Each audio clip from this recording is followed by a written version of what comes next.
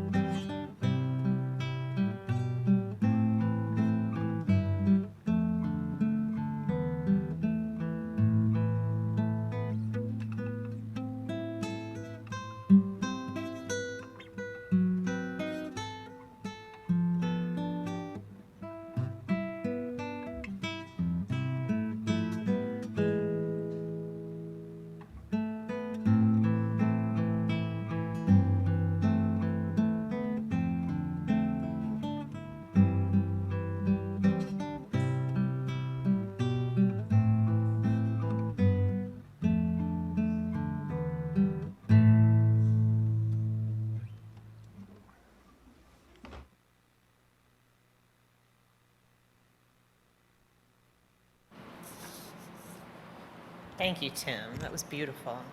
Always plays so beautifully. Good morning and welcome. I'm so glad to be with you all this morning. My name is Cara Fortner. I am your lay leader here this morning. I have been for a long time, and I'm a seminarian, and you all are my sponsoring church. So I'm so glad to be here with you all. This sermon that I've written for today, I actually wrote in the fall semester last year, and I have been waiting to share it with you all. It has been shared in a couple of other places, and I'm like, I need to bring it to Reston. So I am so glad you all are here this morning, and I get to share it with you. I know that we have some visitors here this morning and people who have been longtime members coming back, so an extra welcome and thanks that you all are here with us this morning. Today I'm doing an exploration of the book of Job out of the Hebrew Bible. So our opening words is going to be the reading, Job chapter 38, verses 1 through 7, 31 through 37, and 40 to 41. Then the Lord answered Job out of the whirlwind. Who is this that darkens counsel by words without knowledge? Gird up your loins like a man. I will question you, and you shall declare to me. Where were you when I laid the foundation of the earth? Where were you? Tell me if you have understanding. Who determined its measurements? Surely you know. Or who stretched the line upon it? On what were its bases sunk? Or who laid its cornerstone when the morning stars sang together and all the heavenly beings shouted for joy? Can you lift up your voice to the clouds so that a flood of waters may cover you? Can you send forth lightning so that they may go and say to you, here we are? Who has put wisdom in the inward parts or given understanding to the mind? Who has the wisdom to number the clouds, or who can tilt the water skins of the heaven when the dust runs into a mass and clods cling together? Can you hunt the prey for the lion, or satisfy the appetite of the young lions when they crouch in their dens or lie in wait in their covert? Who provides for its raven its prey when its young ones cry to God and wander about for lack of food? Today's opening hymn is Spirit of Life, number 123. Please rise in body or spirit and join us in singing.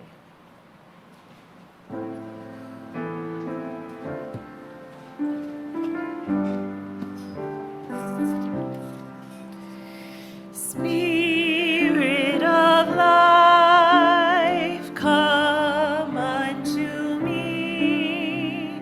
Sing in my heart all the stirrings of compassion. Blow in the wind, rise in the sea, move in the hand, giving life the shape of justice. Roots hold me close, wings set me free. Spirit of life, come to me, come to me.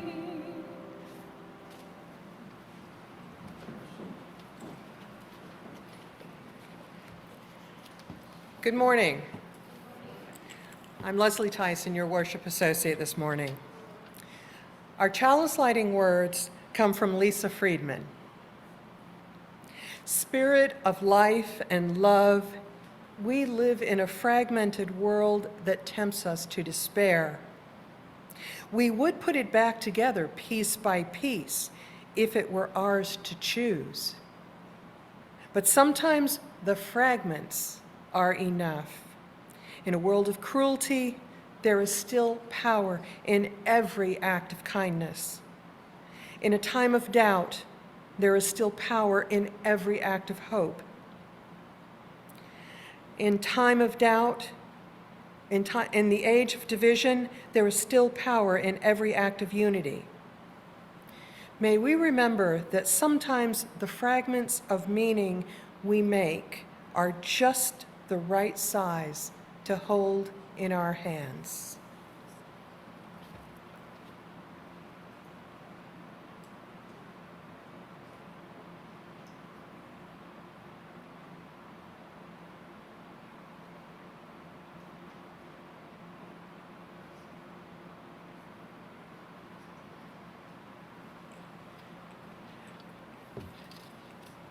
Meagan and Cara will lead us in our covenant, which we will sing together.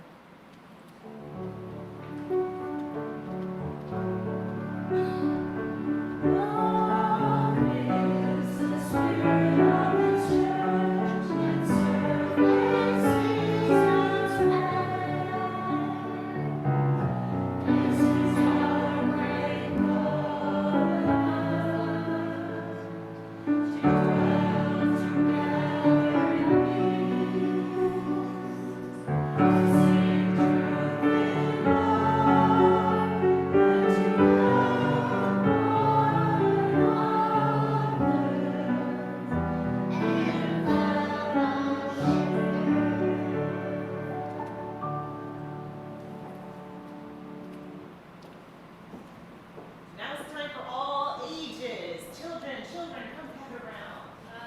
Who are my children today? I've got Vivian and Eleanor and Julia. All of them children. I'm so glad to have you here. All right. I'm going to talk to you a little bit. You want to sit down? There you go. All right. This is a really big book. You know what book this is? The Bible. The Bible. Do you guys know the Bible? No. It's not always our favorite book in this house, is it? No, it's not. But you know what? It is a pretty great book. And it's got some cool stuff in it. And I've done a lot of studying of this book lately. You know about it at all? Well, I'm going to show you I some. know a little bit about it when you read, Mommy. When I read, okay. Well, I'll tell you, there are actually a lot of different books within this book. It's like a whole bunch of different books. And here, I'll show you, because the first half of this book is called the Hebrew Bible. And it's much longer than the second half of the book, which is called the New Testament. That's the first half of the book. That's the Hebrew Bible. That isn't even a half. It's not. It's most of it. And this second New Testament, they call it, this is the addition added on after a guy called Jesus came and changed some things for a lot of it. Jesus, yeah. But today we're going to be talking about the Hebrew Bible, because that's from the ancient wisdom. There's 3 main books of ancient Hebrew wisdom in the Hebrew Bible, called Ecclesiastes, Job, and Proverbs. And they offer lots of different things. I heard the one about Jesus on this, but I know about Jesus and God. You know about Jesus and God. That's great. That's great. But you know what? There's a lot of wisdom. Do you know what wisdom is? Being wise and smart and intelligent and thoughtful. And wise, intelligent, smart, and thoughtful. I think that's really good.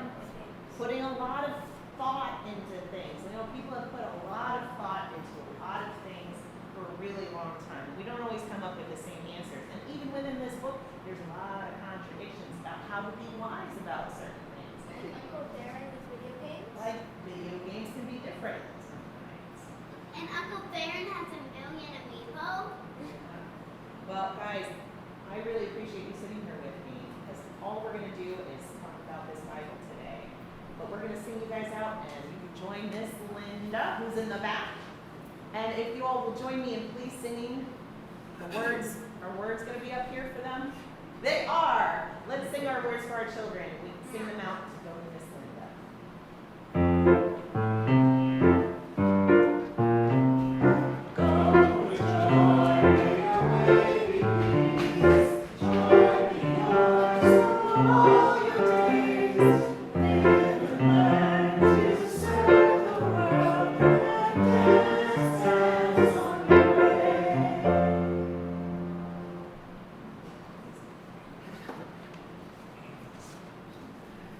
We've reached the point in our service where we invite you to come forward with any joys or concerns on your heart. If you're here in the sanctuary, please come forward and you can take a stone for a joy or concern that you have and enter it into our water.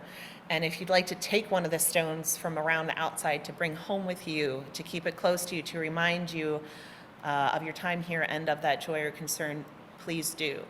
And if you are joining us on Zoom, please share in the chat, if you'd like to, any joys or concerns that you have, knowing that what you write is public. And know that when we do this, we share together, knowing that we are not alone in the pain and in our joys that we carry with us. Please come forward.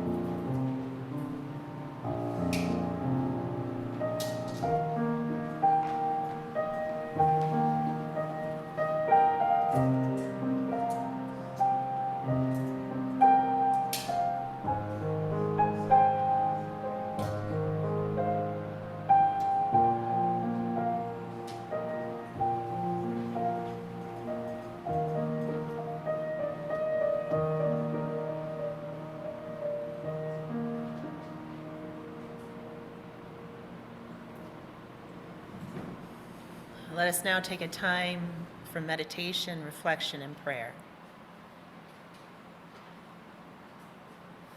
Spirit of life and love, God we know by many names, thank you for this life that we get to share together and for this time we spend together here right now.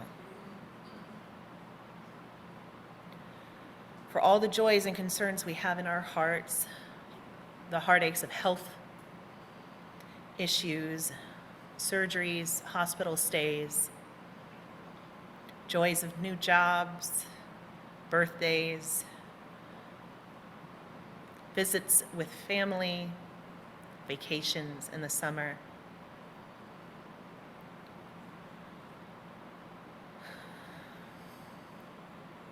Let us hold each other in this moment, feeling the love that we have for one another and the commitment we have to seeking that good and sharing that good.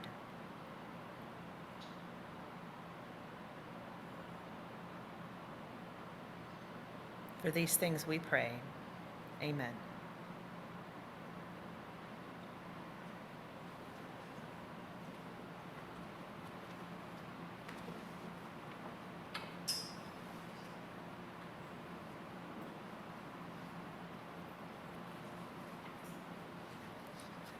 As a self-funded church, UUCR relies on the generosity of its members and friends to fund daily operations and to ensure that the church and its resources are here for us now and in the future.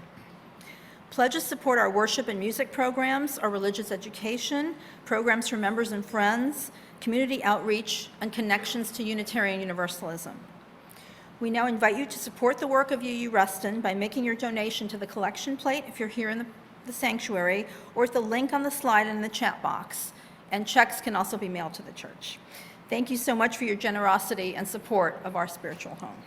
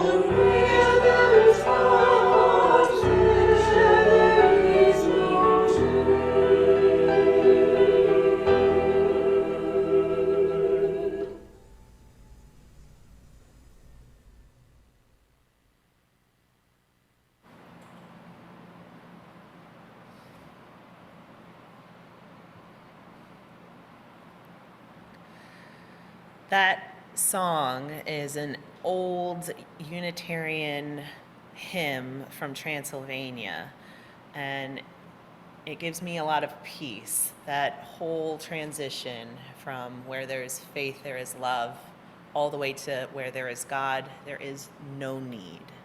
I love it so much, and I'm so glad that we have it and that our choir did it together. And it leads me very well into the sermon for today. And I will start this sermon as I start every sermon. I am privileged to give with gratitude. Gratitude to have your ears this morning, that you showed up here in church. Thank you for those of you here. Thank you for those who have Zoomed in. Anytime I have ears willing to hear my words, I am overwhelmed with gratitude.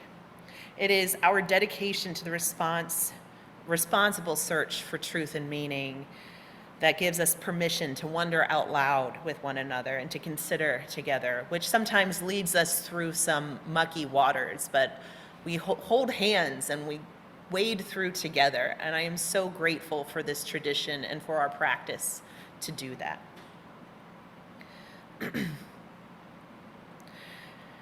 We do have expectations about our faith and expectations about God. We have expectations that life is fair, innocent people maybe won't suffer, we understand God, or maybe we understand what God is not. And these expectations can get in our way and cause us suffering. The good news is that faith need not rely on the expectations we impose on that which we cannot understand. And the book of Job illustrates this pretty well for us. The book of Job opens in a folk-like fairy tale type of story, where we, the readers, learn that a heavenly being known as Satan, not to be confused with the devil, it's literally translated as one who is opposed, convinces God to test Job, a blameless and upright man. Satan tells God that the only reason Job is faithful is because his life is good, and if God were to take away his blessings, that Job would curse him. God gives Satan permission to rob Job of his children, his servants, his means to make money, and his health. They are all taken from him by means of thieves from surrounding villages, fire from heaven, and a great wind. And Job is devastated. The passage I read this morning is the climax of the book. Finally, after multiple lengthy poetic discussions back and forth between Job and his friends, who've been trying to make sense of his dire situation, God arrives out of a whirlwind, an apt vehicle for God's theophany, or his physical manifestation, as it can be easily compared to what the men themselves have created in their discussions. A whirlwind of confusion. Or as God puts it, words without knowledge. Job's friends, in their effort to console him, have been telling him that he must have done something wrong in God's eyes, because God is just and would never have allowed something so terrible to happen to someone who didn't deserve it. Not great advice from friends. In these discussions, though, we learn that Job also expects to have been treated more fairly, as he knows he's done nothing to deserve this. He had been a wealthy and prosperous family man and it was all taken away from him. Job expected that because he was living a good life, a faithful life, that he would be able to continue living with the many beautiful blessings he had been lucky to have up to that point. But Job and his friends got it wrong, and God tells them so. From out of the whirlwind, God says, "Who's this talking like he knows? Get ready, because I'm about to ask you some questions, and you better be ready to answer. Where were you when I created the earth? Who determined the specifications of its awesomeness? There was a concert and a party, but you wouldn't know, would you? Can you make it rain so hard it floods, or command lightning? who made you and all capable of wisdom and understanding. Can you take care of the lion and her babies? They eat whatever they can catch, you know. Who provides food for the raven and her babies when they cry to me when they have nothing to eat? The world and all its intricacies, nature and all its power, the web of all existence, none of it is determined by nor cares about human desires or expectations. Job wanted to know why, and this is the answer he got. As readers, it's a little hard to swallow because we know that God was directly involved with Job's losses, but the biblical writer makes no attempt to assuage our concerns. Instead, Job repents, and the book ends with him having more wealth and a whole brand new set of kids. We don't know how those kids came into existence. We don't know what happened to Job's wife. There's a lot kind of left up in the air, and the story is problematic. But it is helpful to know that it is a work of fiction. It's an allegory, and that's generally regarded across traditions. This is not a Unitarian Universalist swap out. It's an allegory. This book shows us how much difficulty arises when we anthropomorphize God or give him human qualities. This is a handy thing to do in some cases, but the whole point of the book is that we cannot understand. And in our attempts to understand, we can be led to some pretty tough scenarios, including personifying God as one who would throw away children's and servants' lives to prove a point. The book never addresses the death of the children from any other perspective than Job's. Not only is God anthropomorphized, but Job reveals that he expects God to be just in the same way that he is, a patriarch in his little village in the Near East, his own context. Job projected his idea of how he lives well onto God, and God's response is, "You don't know." I really like the book of Job. The multiple voices and perspectives provided by Job and his friends are a cacophonous, rather frustrating whirlwind of discourse. And it may be disorienting, but this messy, polyphonic discussion is actually really very effective. Even with multiple minds and multiple perspectives, we still cannot fully understand God, and our attempts to do so will be messy and flawed. The fact is that the world is messy and flawed. And to think that we could ever offer a tidy answer as to why innocent people suffer would be words without knowledge. Absolutely. The book proves its own point that when we have the audacity to imagine God, we will get it wrong on some level. Wisdom from Hebrew Bible. Job gets it wrong. His vision of the world is one based on karmic law, that to those who live well, good things will come. This vision is lovely and idealistic and affirmed in the book of Proverbs, in the Hebrew Bible, and in the Hindu faith, and in many other written and spoken stories, poems, and artworks that look to make sense of the world. But it is not a full truth. When we live with this idealistic vision of life, nature, God, we are asking for heartache. When the web with which we interact, which cares neither for our pain or for our fortunes, crashes into us or the people we love. Out of the whirlwind, God reminds Job of his smallness, of his short time on earth, of his limited understanding. We are meaning-making creatures with capabilities of wisdom and thinking, just as God says. And when we hold God to our standards, our expectations, we run into difficulties. Difficulties that hinder our ability to live with grace. Difficulties that challenge our faith and cause us incredible suffering.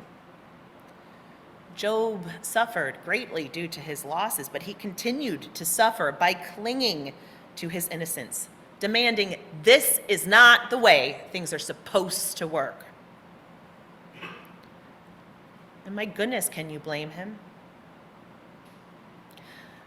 Lin-Manuel Miranda wrote a song for Hamilton in the second act. Have we seen this play, Hamilton? Raise your hands. Yay, we're still awake. Thank you, guys. Hamilton, in the second act, there's a song called The Unimaginable, and it's about losing, the heartache of losing a child. I can't listen to that song for how it wrenches my heart. And Job lost all seven of his children. We want desperately for this world to be a fair place, a just place, that our good lives mean something. And God's answer to Job is that this place is dangerous and complicated and too wonderful for us to understand. Knowing this gives us freedom to let go of our expectations, that life works around our moral understandings, or cares for our personal righteousness, or even our existence. We as humans do not have full understanding of the whole of creation. And we do have to live within this dangerous and indifferent nature. But that doesn't mean we shouldn't love and cherish the gift of life and wonder at its beauty and terror and mystery. As Reverend Scott Alexander once said, we love the world because it is the holy, uncertain workshop in which we shape our lives. In the Unitarian Universalist tradition, when we talk about God, it comes with the understanding that we each translate God to mean something different to each of us. To many of us, God is nature, or God is love, and many of us have disposed of the word God altogether, often due to the way others or ourselves have defined God. God means so many things to so many people and has been defined many ways by our limited attempts at understanding. Faith, however, is not dependent on the way we imagine God. I'm going to repeat that. Faith is not dependent on the way we imagine God, nor on any one version or interpretation of God. The power of faith is evident all around us. People tap into their faith to overcome incredible obstacles all the time. Cancer patients can choose to take their affliction personally or know that nature doesn't discriminate. Parents who have lost their children in school shootings can throw their fists angry in the air and in anguish. But they don't have to think they've done anything to deserve their misfortunes. They're not related in this indiscriminate, often devastating world in which we live. We can cultivate faith inside ourselves that can carry us through the most unimaginable blows and losses we might face. If we expect that God is like us, that God behaves in ways we can understand, then our faith will suffer and our lives will suffer, even when we've hit rock bottom and forces outside of our control. What we are left with is still ours, and the way we handle it is up to us. The power of our faith need not rely on the expectations we project onto that which we cannot understand. May this knowledge empower us. May it heal us. May we carry it with us as we interact with this beautiful, terrifying, wonderful, and mysterious web of life. Now, if you will all please join me in singing hymn number 21, For the Beauty of the Earth. The words are printed on the back of your order of service, and I need a minute just to turn to it. Number 21, if you have the book. Please rise in body or spirit as you are able, and join us in singing.